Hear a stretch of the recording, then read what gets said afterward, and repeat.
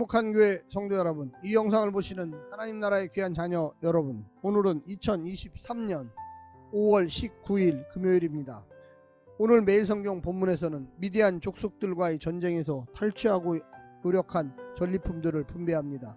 분배할 것들은 살아있는 전리품들인데 소나 나귀나 양과 염소 등이고 남자와 동침하지 않은 여자들도 포함됩니다. 가장 먼저 목숨을 걸고 싸움에 임한 군인들에 대한 배려가 돋보입니다. 분배를 받은 군인들은 하나님께 500분의 1을 거제로 드리고 회중들은 50분의 1을 레위인에게 줍니다. 오늘 본문을 나누어 보겠습니다. 민수기 31장 25절부터 31절 전리품의 분배 명령, 32절부터 47절 전리품의 목록과 분배, 전리품의 목록과 합계, 제사장들의 목, 레위인들의 목, 48절부터 54절 자원하여 드리는 예물 규례.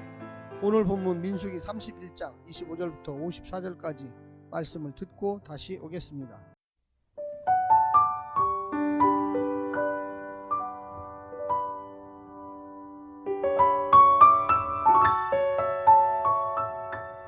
여호와께서 모세에게 말씀하여 이르시되 너는 제사장 엘르아살과 회중의 수령들과 더불어 이 사로잡은 사람들과 짐승들을 계수하고 그 얻은 물건을 반분하여 그 절반은 전쟁에 나갔던 군인들에게 주고 절반은 회중에게 주고 전쟁에 나갔던 군인들은 사람이나 소나 나귀나 양 떼의 500분의 1을 여호와께 드릴지니라.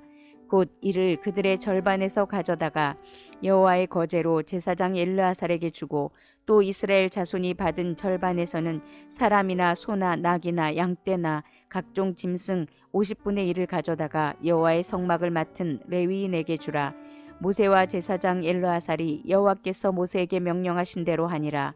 그 탈취물 곧 군인들의 다른 탈취물 외에 양이 67만 5천 마리요 소가 7만 2천 마리요 나귀가 6만 1천 마리요 사람은 남자와 동침하지 아니하여서 사내를 알지 못하는 여자가 도합 3만 2천 명이니 그 절반 곧 전쟁에 나갔던 자들의 소유가 양이 33만 7,500마리라.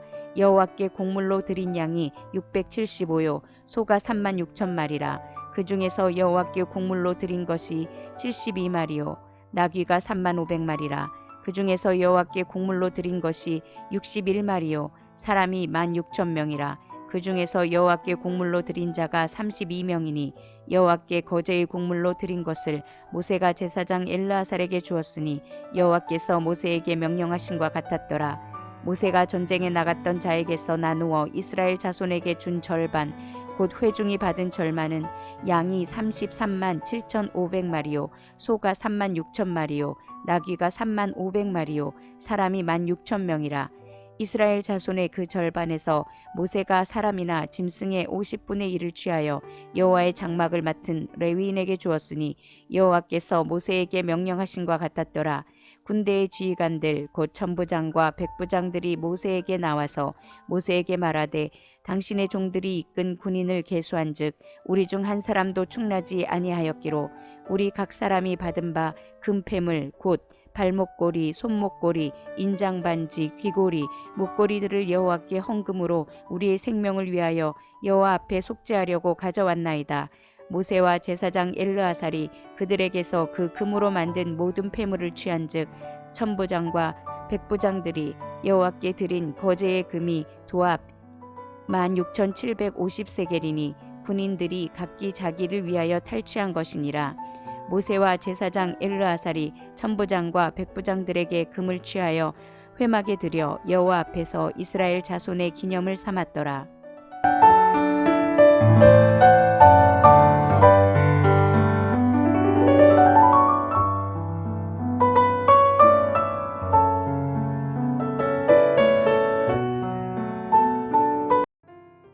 이스라엘 백성이 전리품을 나누는 양은 실로 놀랍습니다. 67만 5천 마리의 양과 7만 2천 마리의 소, 6만 1천 마리의 나귀 등입니다.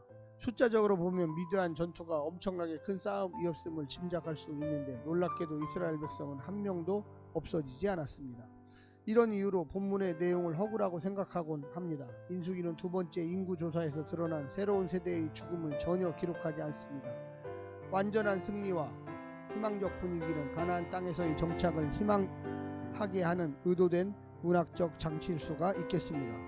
오늘 본문을 세 부분으로 나누어 자세히 설명드리겠습니다. 첫 번째, 군인과 회중들을 위한 전리품 분배.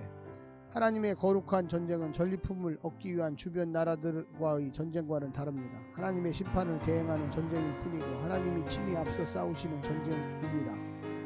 나가서 싸우는 군사들뿐만이 아니라 남아서 기도하는 백성들까지 같이 싸우는 신앙의 전투입니다. 아간의 예에서 볼 수 있듯이 한 이스라엘 백성의 범죄는 그 전쟁에 영향을 전체적으로 미칩니다. 따라서 전리품은 하나님의 것이며 하나님께서 군인과 회중에게 절반씩 나누어 주십니다.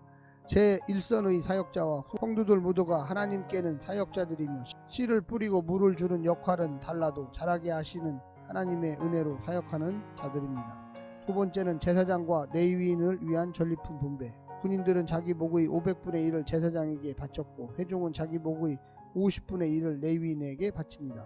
11주처럼 하나님께 세금을 바친 것입니다. 이 전쟁이 하나님의 전쟁이며 거룩한 전쟁이라는 정의에서 나온 분배입니다.